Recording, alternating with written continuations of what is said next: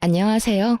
오랜만에 시간이나 창밖이 훤히 보이는 카페에 앉아 누군가를 기다리며 사연을 쓰고 있어요. 제가 이렇게 사연을 쓰게 된 이유는요. 제가 이제 곧 중요한 일을 앞두고 있는데 이젠 정말 이곳에서 전 남편과의 일을 마지막으로 털어내고 새로운 출발을 하기 위해서입니다. 저의 기가 막힌 이혼 이야기 함께 하시겠어요? 저와 남편은 결혼한 지 9년이 되었고 뱃속에 아기가 자라고 있었어요. 저에겐 축복과도 같은 존재였죠. 9년이란 세월 동안 고생했던 것에 대한 보상과도 같다고 느껴지더군요.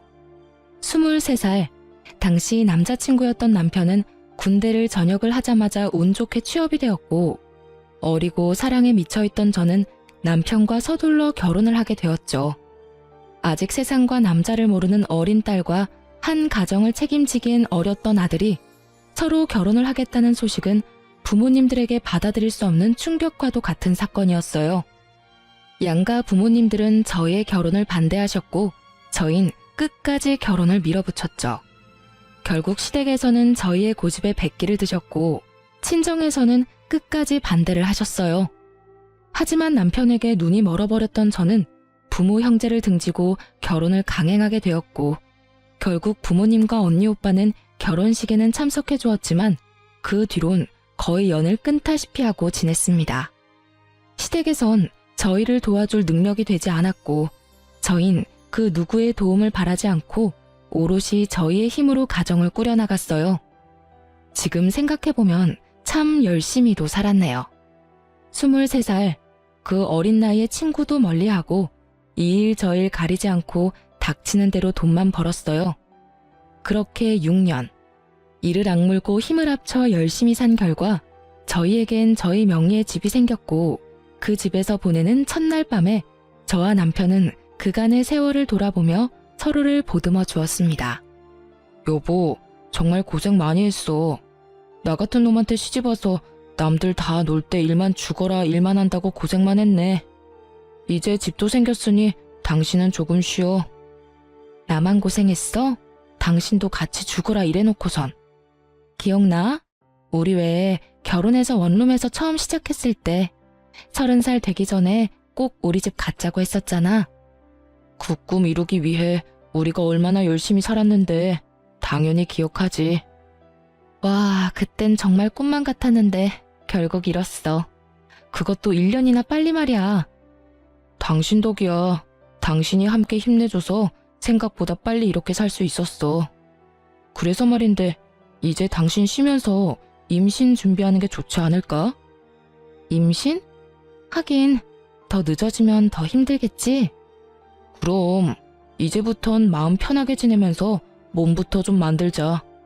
맛있는 것도 많이 먹고 좋은 곳도 다니면서 말이야. 열심히 살다 보니 29살의 나이가 되었고 조금 여유로워진 생활에 저흰 임신 준비를 하기로 했어요. 마음만 먹으면 당연히 될 것만 같았던 임신은 쉽지 않았고 계속되는 실패에 처음엔 괜찮다고 서로를 위로하던 말들도 점차 사라지더군요.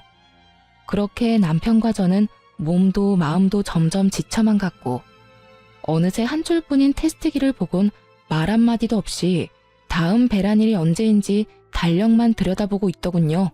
그런 저희의 모습을 자각했을 땐 이미 남편과 저는 기계와도 같은 의무적인 관계를 가지는 사람 그 이상 그 이하도 아니었습니다. 그 당시 임신이란 열심히만 하면 뭐든 다 이뤄낼 수 있다고 믿어 의심치 않던 남편과 저의 신념을 그야말로 산산조각을 내는 것이었고 그랬기에 거듭되는 실패에 더 큰 좌절과 함께 지쳐가게 되었죠.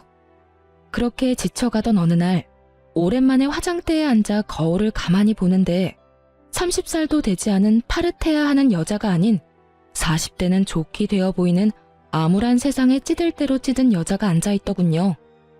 안쓰럽더군요. 얼마나 정신없이 살았으면 제 모습이 이렇게 변해가는 동안 거울 한 번 제대로 본 적이 없나 싶은 마음이 들어서요. 그때야 그런 생각이 들었어요. 이렇게 살아서 뭐하나. 이러려고 그렇게 이를 꽉 깨물고 죽어라 열심히만 살았나 하고요. 저요, 결혼하고 그 세월 동안 봄에 피는 꽃도 여름에 우거지는 그늘에서 쉬어본 적도 가을에 예쁘게 물든 단풍잎을 맞아본 적도, 겨울에 내리는 첫눈을 넋놓고 바라본 적도 없이 참 열심히만 살았거든요. 그런데 그럴 여유도 틈도 없이 정직하고 열심히 산 결과가 세상 풍파를 다 맞은 모습이라니 너무 서글프더라고요. 그 순간 그간 한 번도 느낀 적 없던 온갖 감정들이 몰려오며 눈물이 쏟아져 나왔어요. 지나간 세월이 후회스러운 건 아니었지만 제가 너무 불쌍해서 눈물이 멈추지 않더라고요. 그렇게 한참을 울고 있는데 어느새 울고 있는 저를 발견한 남편이 다가오더군요. 여보, 울어? 왜 울어? 무슨 일 있어? 그게 무심코 거울을 봤는데 웬 늙은 아줌마 한 명이 나를 보고 있는 거야. 그게 너무 서글퍼지면서 아깝다는 생각이 확 들더라. 얼마나 대단하게 살 거라고 흘러가는 시간도 지나가는 계절도 즐기기는커녕 느낄 새도 없이 다 보내버렸는지. 당신은 아깝지 않아? 나만 이렇게 서글프고 아까운 거야? 말을 마친 저는 목을 놓아 울어버렸고 그런 저를 남편이 꼭 안아주며 이렇게 말하더군요. 여보, 이제 우리 다 내려놓고 우리만을 위해서 살자. 아기 가지려고 노력하는 것도 그만하고 그냥 우리만 생각하면서 지내자. 평소에 저였다면 아니라고 괜찮다며 다시 잘 준비해보자고 했을 텐데 그때 전 많이 지쳐 있었고 더는 힘을 낼 여유조차 남아있지 않아 남편에게 알겠다고 했어요. 그렇게 2달 뒤 몸이 조금 이상하다는 느낌이 들었고 혹시나 하는 마음에 병원에 갔더니 임신 4주차에 접어들었다고 하더라고요. 그때 그 행복감과 기쁨은 아직도 기억에 생생해요. 남편 역시 눈물까지 흘리며 행복해했고 그렇게 저와 남편은 이제 행복할 일만 남았다고 서로에게 말해주었습니다. 하지만 그 영원할 것만 같던 행복도 오래가지 않더군요. 전 입덧이 다른 사람보다 심한 편이었는데 구역질이나 먹지 않으면 허기짐에 구역질이 나고 먹으면 속이 더부룩해 변기통을 안고 살아야만 했죠. 계속되는 입덧에 회사 생활이 제대로 될 리가 없었고 자연스럽게 동료들에게 민폐만 끼치게 되었어요. 결국 전 휴직을 하기로 했고 집에서 휴식을 취하며 입덧을 견뎌내고 있었어요. 제대로 먹지는 못하고 토하는 생활이 반복되자 몰골은 말이 아니었지만 다행스럽게도 아기는 건강하게 잘 자라고 있다고 하니 그나마 다행이라고 생각하며 그 힘든 날들을 견디며 지내고 있었죠. 전 하루가 다르게 수척해져갔고 이윽고 거울에 비치는 제 모습조차 보기 싫은 지경이 돼버리더군요. 상황이 그렇게 되자 남편 역시 저를 멀리하는 것이 느껴지더라고요. 처음엔 입덧으로 고생하는 저를 안쓰러워하던 남편이었는데 어느 순간부턴 제가 화장실을 가려고 일어서기만 해도 한숨을 쉬는 지경이 되어버렸어요. 전 남편의 다정스러운 눈빛을 본 적이 언제인지 기억도 나지 않았고 투명스러운 눈빛과 함께 남편의 핀잔이 계속되고 있었어요. 얼굴이 도대체 그게 뭐야? 로션은 안 바르는 거야? 푸석푸석해서는. 아무리 입덧 때문에 힘들다고 그래도 사람 몰골이 그게 뭐야? 그거 알아? 당신 보고 있으면 내가 다 서글퍼진다고. 이런 식의 핀잔은 말끝마다 이어졌고 다른 것도 아닌 임신 때문에 혼자 고생하는 저에게 이런 언행으로 대하는 남편을 보며 섭섭한 적이 한두 번이 아니었어요. 하지만 남편 역시 회사 생활로 많이 힘들어서 그럴 거라며 이해해주며 남편과 싸우지 않으려고 많이 노력했어요. 사실 싸울 힘도 없긴 했고요.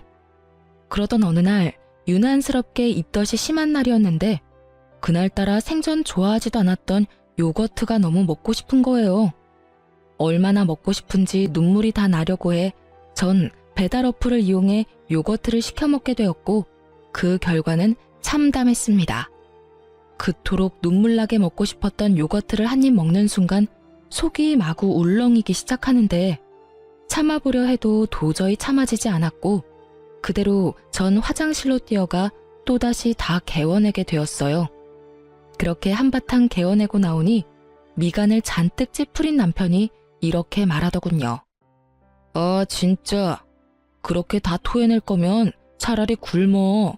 돈 아깝게 그게 뭐 하는 짓이야? 그 말을 듣는데 전 그야말로 폭발하고 말았어요. 그게 나한테 할 말이야? 내가 일부러 토해. 내가 토하고 싶어서 토하냐고. 나도 그냥 맛있게 먹고 싶어. 그런데 그게 안 되는 걸 어떻게 해? 당신 이런 내 심정을 알아? 그냥 가만히 앉아 있어도 놀이기구를 타고 있는 기분이야. 비포장도로를 끊임없이 달리는 차 안에 갇힌 기분이라고. 저 역시 그 당시 몸도 마음도 힘든 상황이었기에 남편의 모진 말들을 참을 수가 없었고 그렇게 한바탕 쏟아내는데 갑자기 배에서 감당할 수 없는 고통이 느껴지더군요.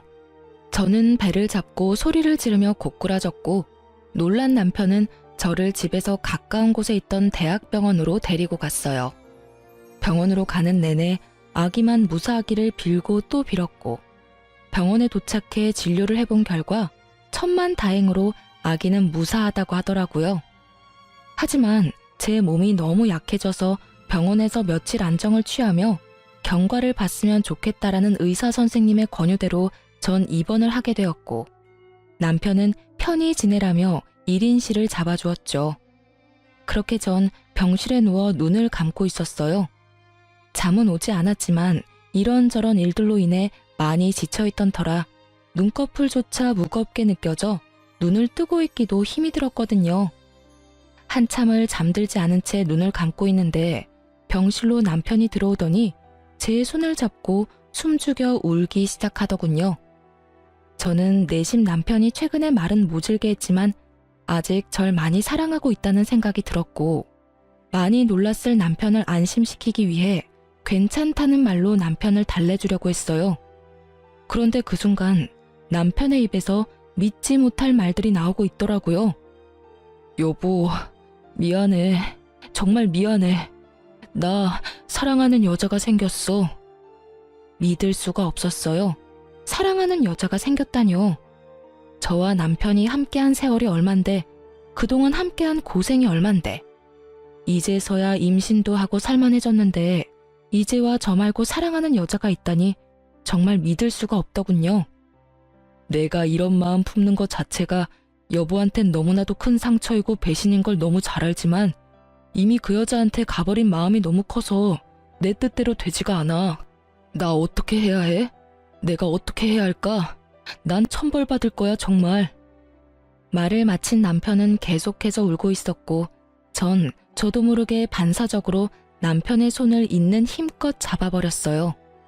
저의 행동에 제가 잠들지 않았다는 사실을 알아차린 남편은 화들짝 놀라며 저를 바라보았고 전 그 자리에서 벌떡 일어나 남편에게 제가 들은 것이 진실인지 되물어 보았어요. 이게 다 무슨 소리야? 사랑하는 여자가 생겼다니. 당신 이게 다 정말이야? 숨도 제대로 쉬지 못하고 쏟아내는 저의 물음에 남편은 눈물을 떨구며 이렇게 말하더군요. 다 사실이야. 당신한텐 정말 미안한데 나 사랑하는 사람이 생겼어. 남편의 눈물겨운 고백을 듣고 있는데 참 할 말이 없더라고요.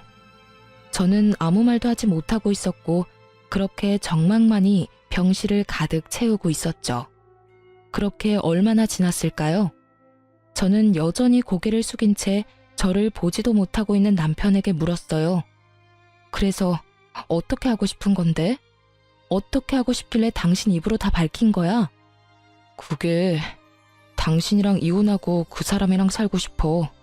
나 이제 그 사람 없이는 안 될 것 같아. 이렇게 말하는 와중에도 남편은 울고 있었고 전 피해자라도 되는 양 우는 남편에게 소리를 질러버렸어요. 울지도 마. 난 지금 당신 우는 꼴도 역겨워서 죽을 것만 같으니까 울지도 말라고. 뭐? 그 사람 없이는 안 될 것 같다고? 지금 그런 말을 나한테 하면서 울고 싶어? 울고 싶은 사람이 누군데? 당신이 피해자라도 되는 것처럼 울긴 왜 울어? 결혼 생활 내내 저의 이런 모습을 본 적 없었던 남편은 깜짝 놀라 아무 말도 못하고 있더군요. 전 벙어리가 되어버린 남편의 멱살을 잡고 흔들며 절규를 하기 시작했어요. 이 미친놈아, 이혼을 하고 싶다고? 그러면 뱃속 아기는? 나는 둘째치고 뱃속의 아기는 어떻게 할 거냐고. 네가 이러고도 인간이야? 네가 이러고도 사람이냐고. 저의 절규는 계속되었고 남편은 여전히 아무 말도 하지 못하고 있더라고요. 그 순간 남편의 휴대전화가 울렸고 휴대전화를 확인하는 남편의 눈빛이 갈피를 잡지 못하고 흔들리기 시작했어요. 전 직감적으로 상간녀라는 것을 알았고 제가 그 자리에서 죽는 꼴을 보기 싫다면 당장 전화를 받으라고 했어요. 제 말에 남편은 망설이는 듯 하더니 통화 버튼을 눌렀고 그 순간 저는 남편의 휴대전화를 빼앗아 스피커 버튼을 눌러버렸어요. 자기야, 놀라지 마. 나 임신했어. 테스트기가 두 줄이길래 병원에 가보니까 임신이래. 나 너무 좋아서 눈물이 다 나는 거 있지? 어쨌든 나 지금 집인데 빨리 좀 와줘. 상간녀는 울고 있더군요. 환희에 찬 기쁨의 눈물을요. 상간녀의 임신 소식이 병실을 가득 메우고 남편의 얼굴엔 순간이었지만 화색이 돌더군요. 하지만 그것도 잠시. 남편은 제 눈치를 살피며 표정이 굳어져 갔고 상간녀의 빨리 와달라는 말과 함께 전화는 끊겨버리고 말았어요. 다시 찾아온 정막. 남편은 안절부절 못하며 제 눈치를 살피기 바쁘더니 조심스럽게 입을 떼더라고요. 여보, 나 잠시만 나갔다 올게. 진짜 아주 잠시면 돼. 조심스러운 말과는 달리 행동은 재빨랐고 빠르게 사라지는 남편의 뒷모습을 보며 전 그 자리에서 쓰러지고 말았습니다. 다시 정신을 차려 눈을 떴을 땐 혼자였고 제가 일어난 것을 확인한 간호사분이 담당 의사 선생님을 불러오시더군요. 산모님, 괜찮으세요? 정신이 드세요? 그 걱정스러운 눈빛과 물음들을 듣는 순간 눈물이 터져 나왔고 전 괜찮다는 말도 하지 못한 채 울어버렸습니다. 그 와중에도 다행인 건지 불행인 건지 아기는 무사했고 전 이 모든 상황들을 저와 함께 해준 아기를 지키기로 했어요. 물론 저 혼자서요. 남편과의 이혼은 피할 수도 피할 마음도 없었기에 저는 마음을 단단히 먹기로 했어요. 제가 첫 번째로 한 일은 흥신소를 통해 상간녀를 알아보는 일이었어요. 남편이 꽁꽁 숨기고 있는 그 여자가 어떤 여자인지 궁금해 미칠 지경이었으니까요. 며칠 뒤 흥신소에서 연락이 왔고 상간녀에 대해 알려주더라고요. 상간녀는 남편이 군대 가기 전 잠시 다녔던 대학에 함께 다니던 친구였는데 얼굴도 예쁜데 집도 부자여서 유명했다고 하더군요. 그 당시 남편을 좋아하는 여자가 있다고 들었던 것이 떠오르며 그 여자가 상간녀였음을 깨달았죠. 대학 졸업도 하지 못한 남편이 왜 대학 모임까지 나가게 된 것은 모르겠으나 알아본 바론 두 사람은 대학 동창회 모임에서 다시 재회해 그날 이후부터 만나기 시작했고 그 만남의 시점이 제가 임신한 직후라는 것을 알게 되었죠. 여기까지도 놀라운데 더 놀라운 사실이 기다리고 있더군요. 남편과 상간녀는 이미 살림도 차린 상황이었는데 그 집은 상간녀가 마련한 집으로 그야말로 저만 물러나 준다면 모든 것이 다 해결되는 분위기라는 것이었어요. 심지어 남편은 상간녀와 본격적인 만남을 시작하며 회사까지 그만둔 상태였고 그런 남편에게 상간녀는 투자를 해주어 현재 남편은 돈 걱정 없이 사업 준비를 하고 있는 상황이라는 것까지 알게 되었죠. 그쯤 되니 궁금해지더군요. 상간녀에게 향하는 남편의 마음은 연심인지 욕심인지.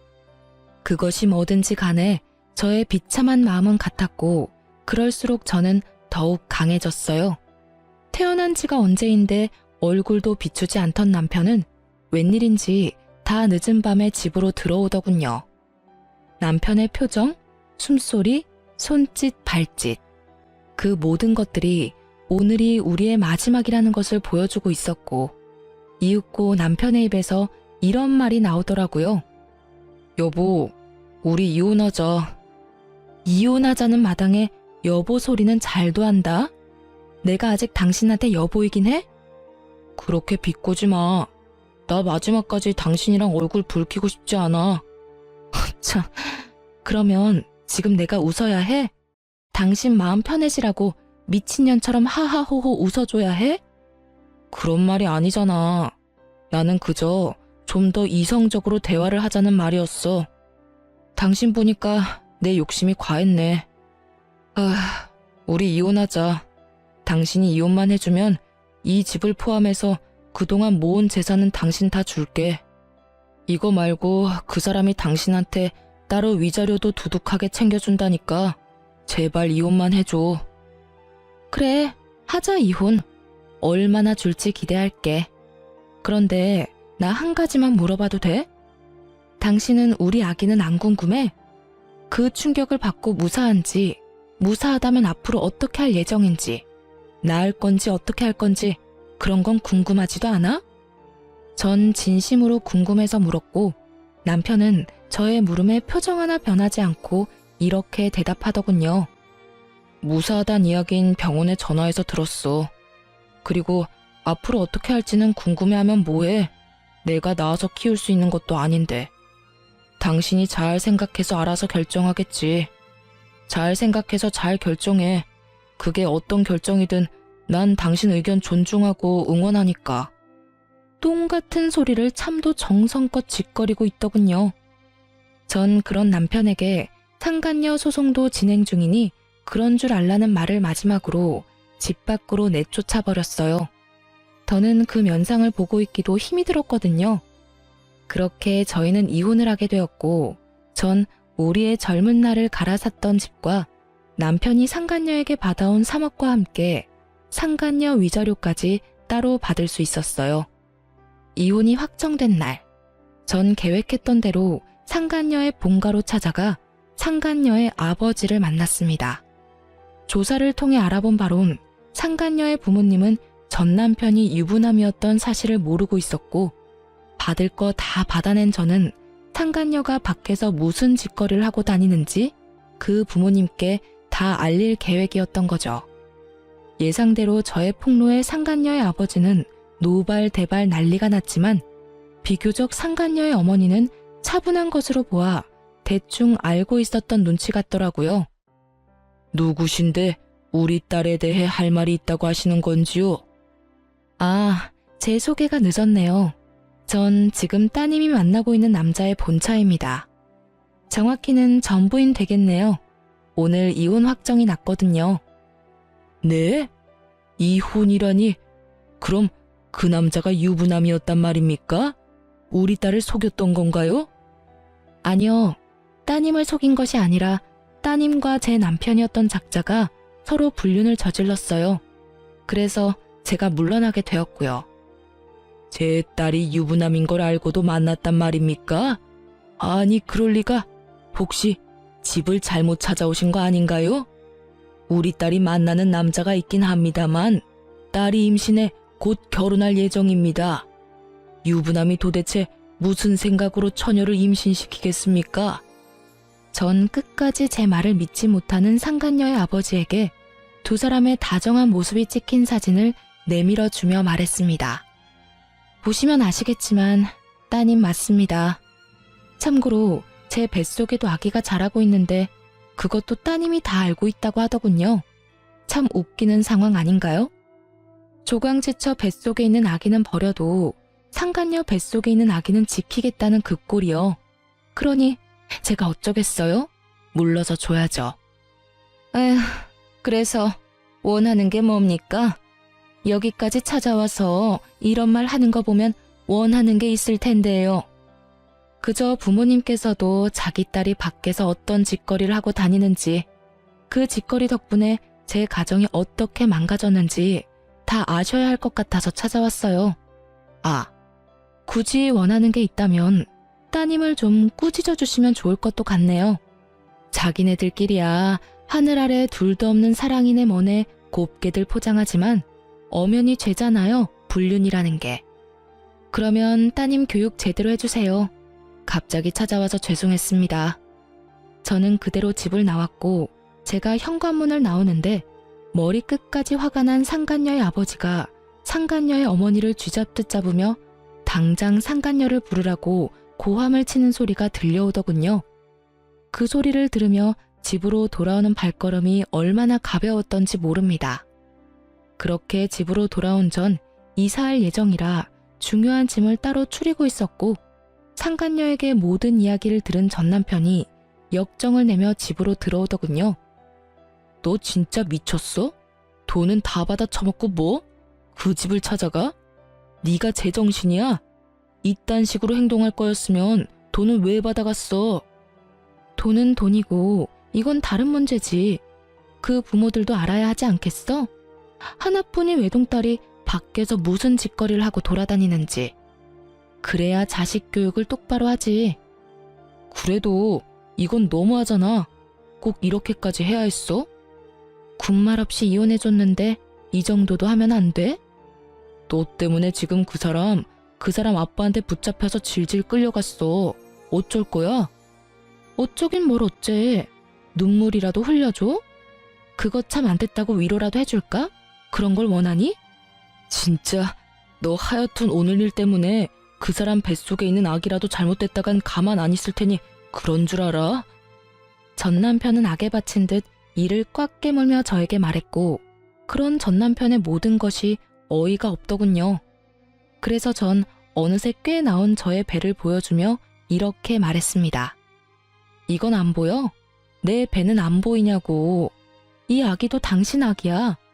당신은 정말 이 아기는 보이지도 않는 거야? 저는 전 남편을 향해 목이 터져라 외쳤지만 전 남편은 그런 저에게 시선조차 주지 않았고 전 참지 못하고 전 남편의 뺨을 내리쳐버렸어요. 썩 꺼져. 빨리 꺼지라고. 앞으론 2번 다시 그 어떤 일로도 찾아오지 마. 한 번만 더 찾아오는 날엔 당신하고 그 여자 얼굴 온 세상이 알도록 인터넷에도 다 퍼뜨려버릴 테니까. 알겠어? 제 말에 남편은 저를 한번 흘겨보곤 나가버렸고 그 후론 전 남편이 찾아오는 일은 없었습니다. 한바탕 소란이 지나간 후 기다리고 기다리던 이삿날 아침이 되었고 제 소식을 어떻게 안 것인지 그간 연락을 끊고 살았던 엄마와 언니 그리고 오빠까지 집으로 찾아왔더군요. 저를 본 엄마는 저의 등짝을 때리며 우셨고 그런 엄마를 언니와 오빠는 말려주며 그저 저를 꼭 안아주었습니다. 이거 사. 이게 뭐야 도대체. 그러게 그렇게 말렸거늘. 고작 이런 꼴이나 당하려고 이런 꼴이나 보이려고 가족들 다 버리고 나갔던 거야? 엄마 그러지 마. 막내 임신 중이라잖아. 배 안 보여? 그래 엄마 진정 좀 해. 몇 년 만에 보는 건데 애를 때리긴 왜 때려? 9년 만에 듣는 가족들의 목소리에 하염없이 눈물이 나더군요. 많은 감정이 섞인 눈물이었지만 가장 큰 감정은 당연히 미안함이었어요. 그렇게 가족 마음의 못을 박았으면 잘 살기라도 했어야 했는데 9년 만에 보인 꼴이 그런 꼴이라 죄송하고 미안하더라고요. 그렇게 한참을 울던 저희 가족은 감격스러운 재회는 잠시 미루고 이사를 서두르기로 했어요. 이삿짐 직원분들이 오셔서 더는 재회의 기쁨과 슬픔에 젖어 있을 틈이 없었거든요. 그렇게 부른 배를 부여잡고 바쁘게 움직이고 있는데 육설과 함께 전 시모가 저에게 다가오고 있더라고요. 야, 이 미친년아. 네가 내 아들 앞날을 망쳐놓고 무사할 줄 알았어? 이러면서 제 머리채를 잡는데 그 순간 빈혈기가 돌며 별이 다 보이더라고요. 전 시모의 흥분은 극에 달해 있었고 저에 대한 원망과 함께 욕설들은 끊임없이 쏟아져 나오고 있었어요. 너 때문에 내 아들이 쫄딱 망하게 생겼어. 네가 그 집 찾아가서 다 말하는 바람에 내 며느리도 내 아들도 그 집에서 쫓겨나 버렸다고. 그게 어떻게 잡은 기회인데 네 년이 다 책임져. 다 책임지라고. 그 뒤로도 전 시모는 끊임없이 하소연과 함께 원망들을 쏟아냈고 이야기를 들어보니 모든 사실을 안 상간녀의 집에서는 상간녀에게 해주던 모든 지원을 끊어버렸고 두 사람이 살고 있던 집마저 뺏어버렸다고 하더군요. 한순간에 거지 신세가 된 두 사람이 집으로 찾아가 빌어봤지만 상간녀의 집에선 두 사람이 헤어지지 않는 이상 상간녀 역시 없는 자식으로 여기고 살 것이라는 답만 돌아왔고 상간녀는 하는 수 없이 전 시댁으로 들어와서 살고 있다고 하더라고요. 한평생 고생이라곤 모르고 산 상간녀가 전 시댁의 환경에서 산다는 건 고역과도 같은 일일 테죠. 그렇게 한참을 쏟아내던 전 시모는 급기야 저에게 돈 타령까지 하기 시작했어요. 네가 다 이렇게 만들었으니 네가 다 책임져. 돈이라도 내놓으라니 말이야. 네가 받아간 거 다 내놔. 그 순간 잠시 이삿짐 차에 갔던 식구들이 돌아오고 저의 모습을 발견한 엄마가 달려와 전 시모의 손을 낚아채 있는 힘껏 밀어버렸어요. 이 여편네가 감히 누구 머리채를 잡아? 정신 나갔어? 어디서 내 딸 머리를, 그것도 임산부를. 네가 제정신이야? 당연히 이삿짐 센터 직원인 줄 알았던 엄마의 등장에 전 시모가 당황한 기색이 역력하더군요. 그랬겠죠. 한평생 가족에게도 버림받았다며 저를 알게 모르게 무시했던 전 시모였는데 이렇게 든든한 가족의 등장에 당황스러울 법도 했겠죠. 전 시모는 바닥에 고꾸라진 채로 우리 가족을 차례로 훑고 있었고 화가 머리끝까지 난 언니가 자신의 직업이 경찰이라고 밝히며 이렇게 말하더군요. 아줌마, 한 번만 더 내 동생한테 욕하고 때리면 수갑 채워서 체포할 테니 각오하세요. 참고로 그렇게 잡혀가시면 합의는 없습니다. 아시겠어요? 이런 언니의 말에도 정신을 차리지 못한 전 시모는 끝까지 돈 타령을 해대고 있었고 전 무슨 돈이냐며 물었죠. 다신 오지 않을 테니 돈 내놔. 돈만 주면 오라고 해도 안 올 테니. 무슨 돈을 달라고 이 난리세요? 그걸 몰라서 물어? 이 집 팔았으면 돈이 있을 거 아니냐? 엄연히 그 돈에 내 아들 목도 있는데 왜 모른 척을 하니? 그거랑 이혼할 때 받아간 3억, 그것도 내놓거라. 정말 뱃속의 아기만 아니었다면 욕이라도 실컷 해주며 있는 힘껏 한 대 때리고 싶더라고요. 다른 것도 아닌 위자료 내놓으란 말을 당당하게 하는 전 시모의 모습을 보는데 화가 머리끝까지 나며 어이마저 없더군요. 아줌마, 잘 들어요. 그 돈은 내 뱃속에 있는 이 아기의 몫이자 내가 23살부터 이때까지 단 하루도, 단 1분도 제대로 쉬지 않고 열심히 살았던 날의 몫이자 하루아침에 배신당하고 갈기갈기 찢어져 버린 내 마음의 상처에 대한 약값이에요.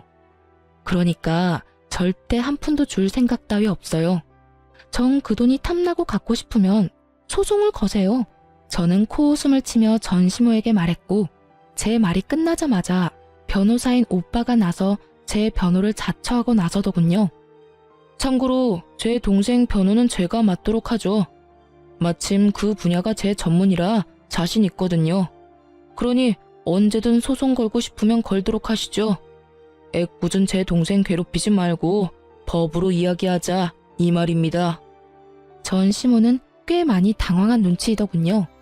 그럴 수밖에 없는 것이 상견례도 없었고 결혼식에선 가족들을 따로 소개할 시간도 소개를 받고 싶어하는 마음도 없었기에 저희 가족들의 직업, 형편에 대해선 전혀 알지 못했거든요. 그 뒤론 연을 끊고 지내다시피 했으니 저희 친정이 꽤 산다는 것을 전혀 모르고 있었으니까요. 전 시모는 오빠의 말이 끝나자 당황한 눈초리로 가족들을 번갈아 살피기 시작하더군요. 경찰인 언니의 변호사인 오빠, 그리고 있어 보이는 엄마의 차림새까지. 찰나의 순간 가족들을 살핀 전 시모는 갑자기 태세를 바꿔 저에게 무릎까지 꿇고 애원하기 시작하더군요. 아가, 내가 잠시 미쳤었구나. 내 아들이 하루아침에 거지꼴이 되어서 집으로 들어왔는데 어떤 부모가 제정신일 수가 있겠어. 너도 뱃속에 아기가 있으니 조금은 이해를 할 거다. 그러니 방금 전 내 행동은 네가 이해를 좀 해주렴. 그리고 이해하는 김에 내 아들도 좀 이해해주면 안 되겠니? 말이야 바른 말이라고. 여자가 작정하고 꼬시는데 남자가 어쩌겠어. 그간의 정을 생각해서라도 네가 이해하고 용서 좀 해주렴. 네가 용서만 해주면 내 아들도 다시 너한테 돌아올 거고 그렇게 두 사람 제외하게 되면 뱃속의 아기한테도 좋지 않겠어? 애를 생각해야지. 이 험한 세상에 애를 혼자 낳아서 어쩔 생각이니? 남들 다 있는 아빠 우리 손주한테서 뺏을 생각은 아니지?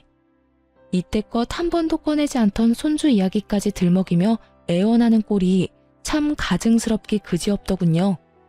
엄마 역시 저와 생각이 같았는지 전 시모의 말에 한마디의 대꾸도 없이 시모를 질질 끌어다 내쫓아버렸고 저의 이사는 무사히 마칠 수 있었습니다. 그날 이후 전 가족의 품으로 돌아가게 되었어요. 이미 사버린 집은 세를 주기로 했고 가족의 뜻에 따라 친정에서 지내게 된 것이죠. 그렇게 친정에서 지내는 동안 출산 날이 가까워졌고 입원을 했던 대학병원에서 진료를 계속 보며 그곳에서 출산까지 하기로 했습니다. 출산을 하기 전 마지막 진료 날, 언니와 함께 병원에 갔는데 그곳에서 전 생각지도 못한 사람을 만나게 되었어요. 그건 바로 상간녀와 전 남편이었어요. 그토록 화려하고 당당하던 상간녀의 모습은 온데간데 없이 사라지고 행색이 초라한 배불뚝이 여자가 전 남편과 옆에 자리하고 있더군요.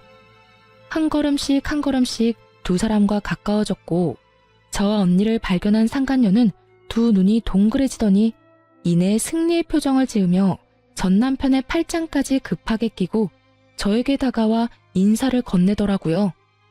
오랜만이네요. 잘 지냈어요? 아, 이런 질문 좀 그런가요?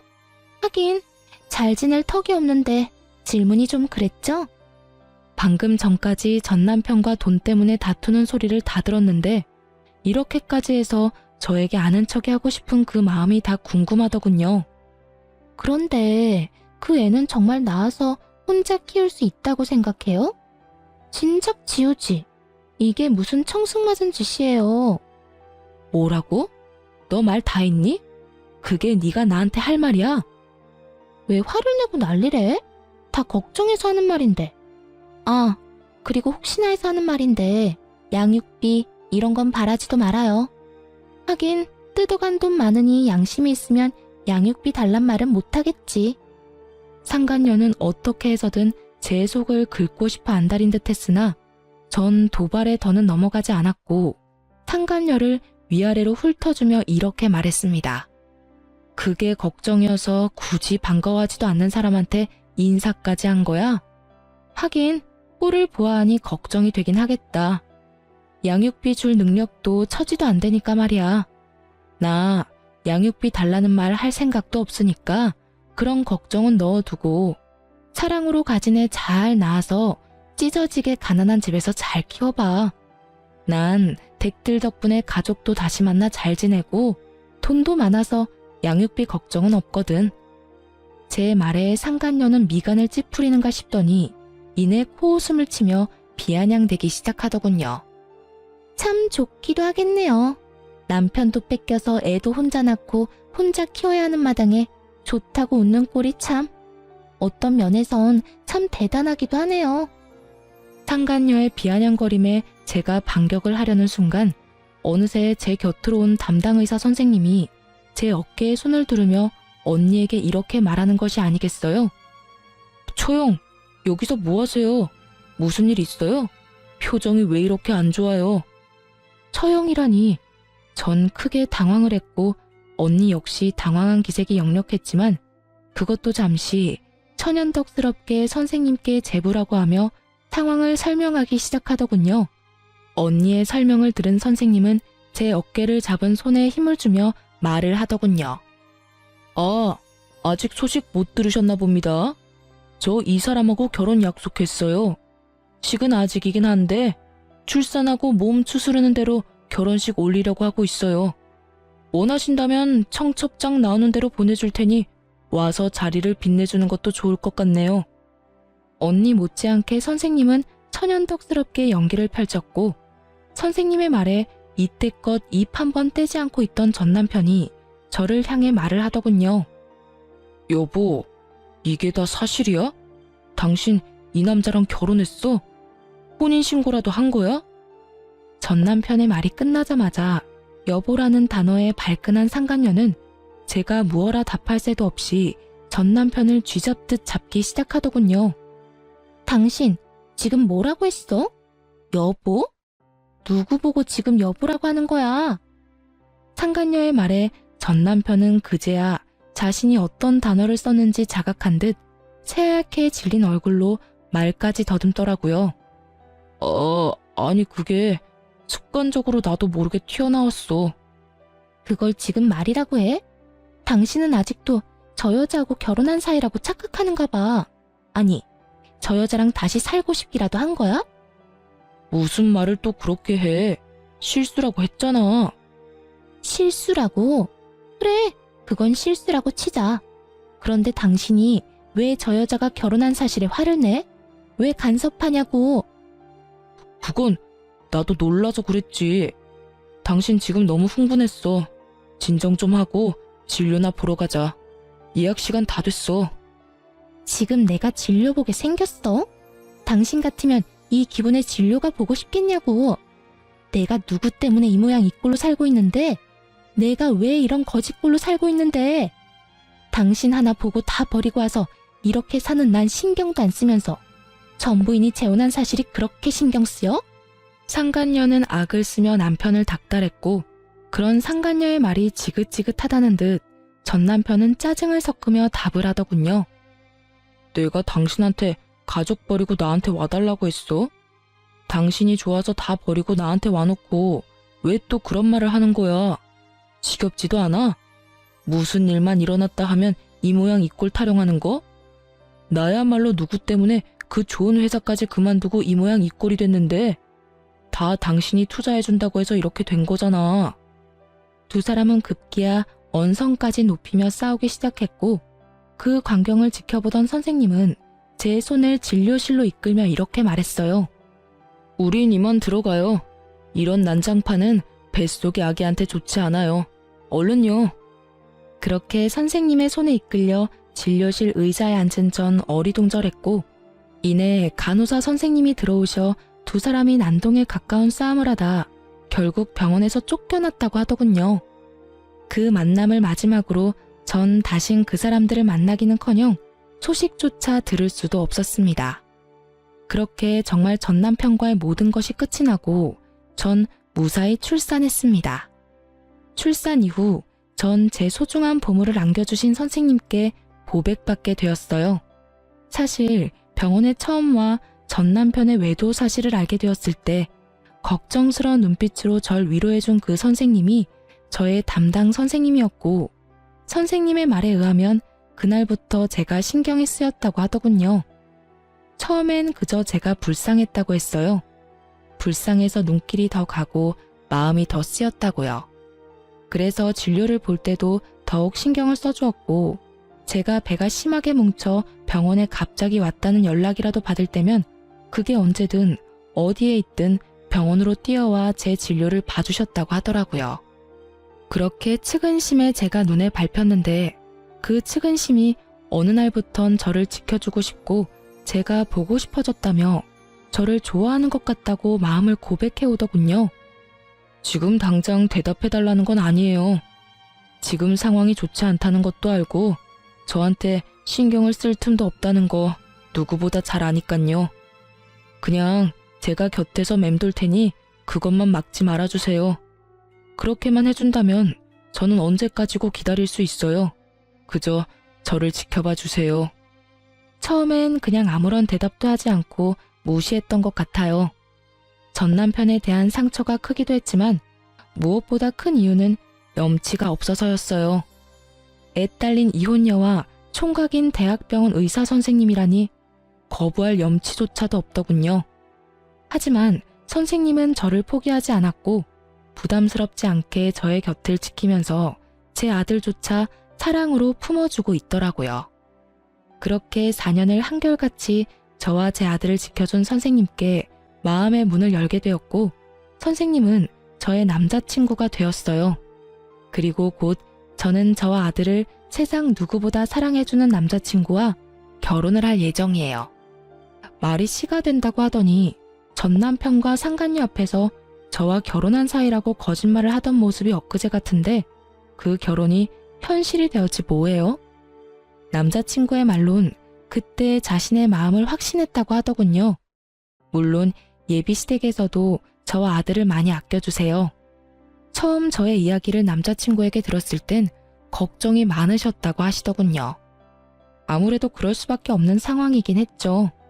온 정성을 다해 사랑으로 키운 아들이 어느 날 갑자기 사랑하는 여자가 생겼다고 해서 누구보다 기뻐하셨는데 그 여자가 이혼녀인 것도 모자라 갓난아기까지 있다고 하니까요. 어떻게든 설득을 해보려 했지만 남자친구는 흔들리지 않았고 일단 얼굴이나 보자 하는 마음으로 저를 만나러 나오셨다고 하셨어요. 그렇게 저를 처음 만난 날 저와 예비 시부모님은 많은 이야기를 나눴고 헤어지는 순간에 제 손을 잡아주시며 이렇게 말씀해 주시더군요. 사실 오늘 이 자리 나올 때까진 좋은 말로 설득해서 헤어지게 만들 생각이었어. 생각 있는 여자라면 헤어질 테니 말이야. 그럴 생각으로 나온 자리인데 막상 만나서 이야기 나눠보니 우리 애가 왜 그렇게 매달렸는지 알 것 같네. 앞으로 우리 아들이랑 잘 지내줘. 그렇게 잘 지내다가 우리 가족으로 와주면 더 좋고. 이렇게 말씀해 주시는데 얼마나 많이 울었는지 몰라요. 그 마음이 너무나도 감사하고 또 그 감사한 마음이 드는 것이 염치도 없어서요. 제가 자식을 키워보니 알겠더라고요.